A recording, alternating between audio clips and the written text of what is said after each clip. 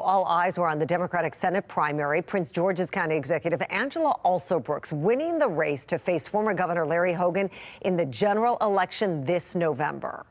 Thank you, Maryland! Thank you, Maryland! I want you to know that we are united in our focus to keep the Senate blue.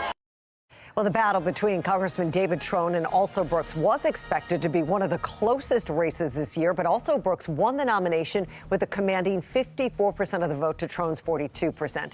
That is despite the Trone campaign outspending Alsobrooks by tens of millions of dollars.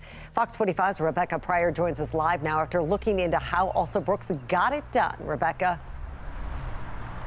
Mary, last night, Alsobrooks, she beat the odds taking down David Trone's massive bank account, but now she could face an even bigger challenge come November. Thank you, Maryland!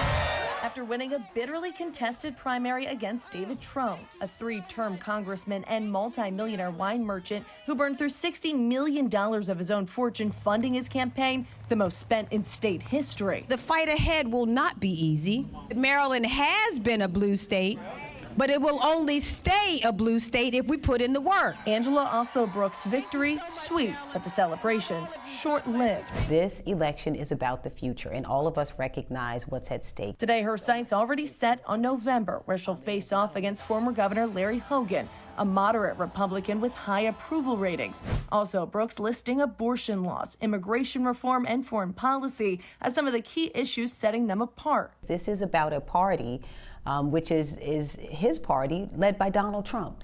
What does that mean, and whether or not that aligns with Marylanders' values? But Hogan has repeatedly expressed deep disdain for Trump and is against a national abortion ban.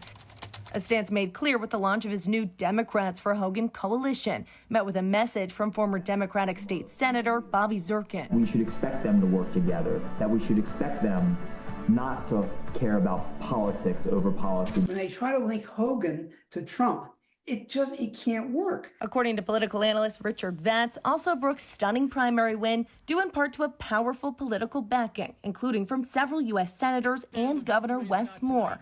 On the other hand, Vatz arguing the county executive lacks the experience of some of her supporters. She doesn't have a governorship. She doesn't have a position that I think will help her that much, but we'll have to see what happens, and she could make a comeback. If elected, Hogan would become the first Republican in more than 40 years to win a Senate seat in Maryland.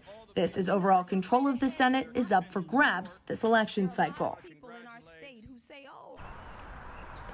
Also on the line, a chance to make history if elected. Alsobrooks would only be the third black woman elected to the U.S. Senate and the first ever coming from Maryland.